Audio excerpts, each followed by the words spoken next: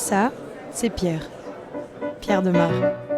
Au cas où vous ne connaissez pas, c'est ça. Télématin, bonjour Pierre Demar. Bonjour. Bonjour Pierre Demar. Bonjour Philippe, ça va bien? Et Pierre Demar est avec nous. Comment ça va Pierre? Compatriote Pierre Demar. Pierre, je le connais de l'école. On était en secondaire ensemble. Quand je lui ai demandé de le suivre pendant quelques jours pour mon docu, il a directement dit oui.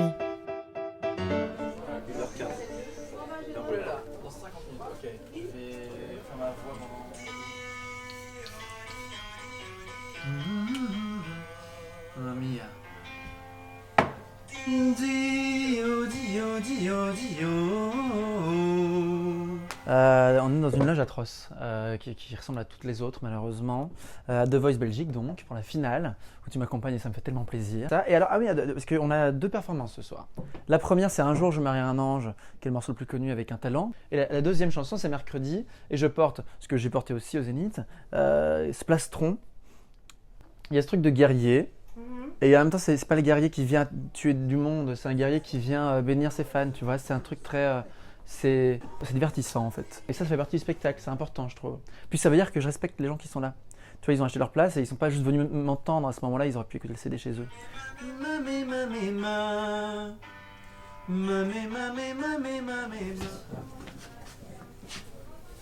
C'est comme si j'avais enfoncé une sorte de pied dans une porte, dans la pièce de l'industrie, mais j'ai pas encore installé mon fauteuil.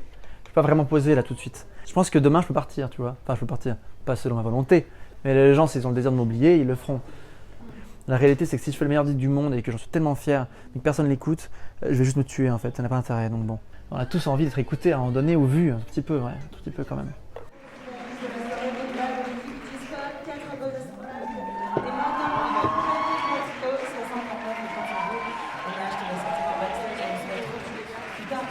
Pierre? Ouais, c'est parti. Tiens, avec.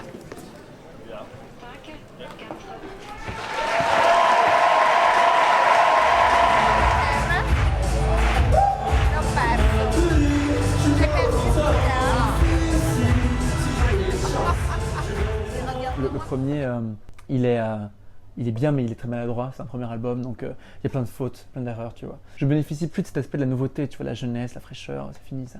Donc il faut séduire par la qualité du travail, pas par un quelconque charme. Et ça, c'est plus difficile. Il a surtout crié. Allez Bruxelles. Bougez-vous le fiac! Quand tu as un podcast qui raconte une critique d'album, c'est la première chose que tu fais, c'est de l'écouter forcément en tant qu'artiste. Mais donc il défonce mon album en disant, notamment cette phrase qui m'a traumatisé, ils disent mais en fait ce garçon on dirait bien qu'il a rien à dire. Et je trouve ça horrible. Et je trouve qu'ils ont un peu raison parce que j'ai tellement pas vécu de trucs immenses. Je raconte des histoires qui sont pas les miennes. Très souvent je raconte des... Je sais pas, j'endosse des rôles et tout ça, mais c'est jamais vraiment moi dans mes textes. C'est rare. Sauf dans Un jour je marie un ange et c'est celui qui a le mieux marché d'ailleurs. Et donc je me suis dit que j'avais envie de raconter plus de choses sur mon deuxième disque. Mais j'ai pas vécu beaucoup de choses entre temps. Enfin j'ai vécu plein de choses de très futiles. Parce que en fait faire des promos, faire des concerts, c'est un peu une sorte de routine finalement. Me voilà reparti pour un deuxième concert. Un peu plus lent celui-ci, à Paris. Mais c'est là où Pierre habite maintenant. Son frère Xavier est d'ailleurs aussi présent. C'est son ingé son et aussi coproducteur de sa musique. J'ai aussi rencontré Lucien, son pianiste qui l'accompagnera ce soir à la galerie d'art. J'ai recommencé les cours de chant. Il était temps là. Je me dis pour le deuxième disque, il faudrait que je sache chanter. Ce serait bien quand même. Je chante mais pas. C'était comment le Zénith, Lucien? Nul.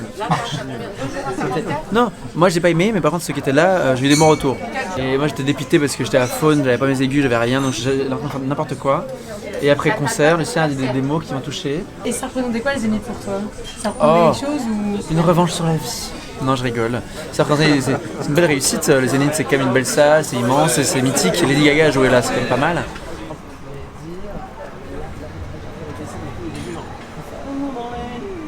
On va faire mercredi après. Hein. Je pense que sinon ça va durer 10 minutes par le Lolita. Ensuite on fait Un jour je marie un ange, puis on fait Enfant 2. C'est bien, t'inquiète pas, ça va le faire.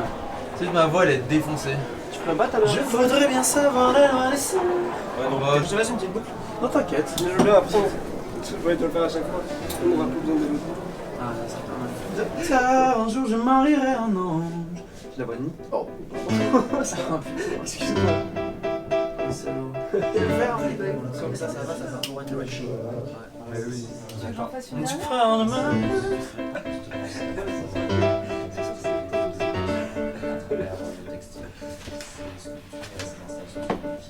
Ça faisait longtemps que tu disais que tu voulais être une star entre guillemets. Est-ce que là tu es en mode j'ai atteint ce que je voulais? Non, pas du tout. Ok. Ça pourrait ne pas durer. Oui. J'ai l'impression que c'est pas du tout à installer, tu vois. Et pour s'installer, je pense qu'il faut beaucoup d'années. Enfin, il faut un deuxième album qui marche à la mort, tu vois. Et là, le premier a bien marché, enfin Zénith c'est vraiment trop stylé, mais peut-être que dans 3 ans, si le deuxième disque est nul, en fait c'est fini. Le fait de toucher les gens et tout, ça peut durer 1 an, quoi. J'ai l'impression. Les gens sont très volatiles quand même. À 1 heure, je termine en fait de voir les gens, tu vois. Ouais. Donc, et ça, je pense que ça a un impact immense. Je pense que les gens ils le retiennent et c'est Oui. partie de l'échange. Et puis sinon, le personnage, le fait que j'ai un peu d'humour et tout ça, même si au début les gens se disent que je suis un peu pédant et que j'ai un peu bizarre, mais en fin de compte, quand ils comprennent qu'il y a beaucoup de second degré et que juste c'est moi et que c'est léger, bah ça leur plaît, ils s'attachent. Et je pense que c'est important d'avoir un personnage. C'est drôle parce que Pierre, il nous disait toujours qu'en secondaire, il voulait être célèbre. Et je pense que c'est l'un des premiers à avoir réalisé un de ses rêves. Il sait peut-être pas combien de temps ça va durer, mais en tout cas, moi je l'admire.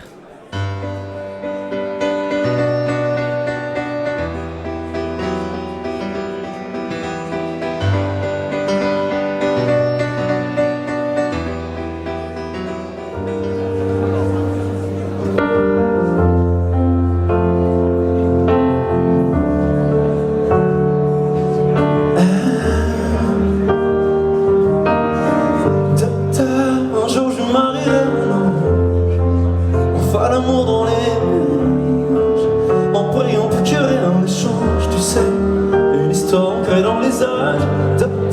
Un jour je marierai un ange, on fera l'amour dans les nuages, en priant pour qu'il y ait un échange.